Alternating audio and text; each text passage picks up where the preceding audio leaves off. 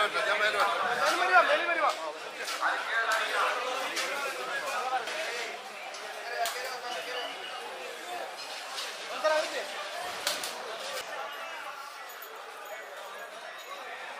back, sir.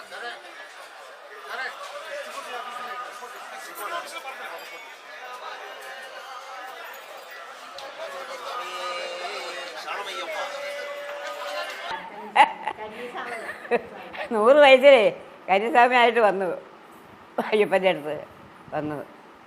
അപ്പോൾ 3 വർഷമായി, 3ാമത്തെ വർഷമാണ് ഇപ്പോൾ വന്നത് അയ്യപ്പനെ കണ്ടത്. ചെറുതിലെ ഞാൻ കണ്ടിട്ടുണ്ട് അയ്യപ്പൻകുട്ടിയെ.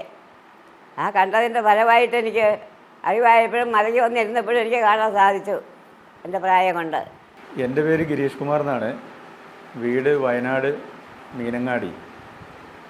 ഇതെൻ്റെ മുത്തശ്ശിയാണ്, എൻ്റെ അമ്മയുടെ അമ്മയാണ്.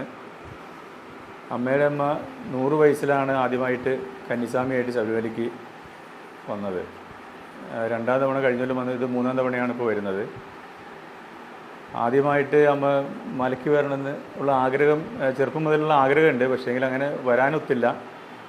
100 വയസ്സിൽ ഞാനും എൻ്റെ മക്കളും കൂടെ മലയ്ക്ക് വരാൻ നേരത്ത് അമ്മയോട് ചോദിച്ചു, 100ാം വയസ്സിൽ ഞങ്ങളുടെ ഒപ്പം മലയ്ക്ക് പോരുന്നെന്ന് ചോദിച്ചു. അപ്പോൾ 100 വയസ്സ് ഇങ്ങനെ, അപ്പോൾ അമ്മ പറഞ്ഞു 100 വയസ്സിൽ മലയ്ക്ക് പോരുമെന്ന് ചോദിച്ചപ്പോൾ അമ്മയ്ക്ക് 100 വയസ്സിൽ എന്നെ മലയ്ക്ക് നിങ്ങൾ കൊണ്ടുപോകുമെന്ന് ചോദിച്ചു. ഞാൻ പറഞ്ഞു ആ കൊണ്ടുപോകാമെന്ന് പറഞ്ഞു.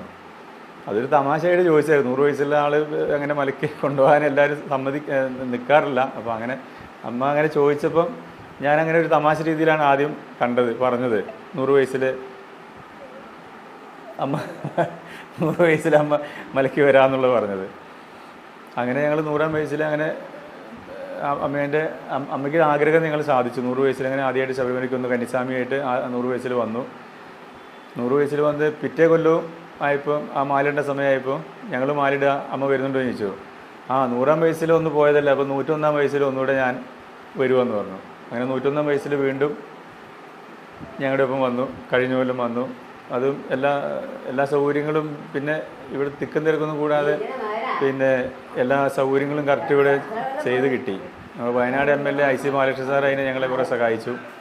പിന്നെ അതുപോലെ ഇവിടെ വന്നപ്പോൾ ദേവസ്വം ബോർഡ്, പോലീസുകാർ എല്ലാ സഹായങ്ങളും ഉണ്ടായിരുന്നു. അപ്പോൾ അതുകൊണ്ട് എല്ലാം നല്ല വലിയ തിക്കും തിരക്കൊന്നും കൂടാതെ നല്ല ക്ലിയറായിട്ട് ഞങ്ങൾക്ക് തൊഴാൻ സാധിച്ചു. അപ്പോൾ ഈ കൊല്ലം വന്നപ്പോഴും അതേപോലെ മുൻകൂട്ടി അമ്മേ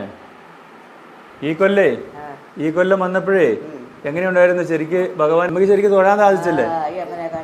ശരിക്ക് കണ്ട് തൊഴുതില്ലേ? ആ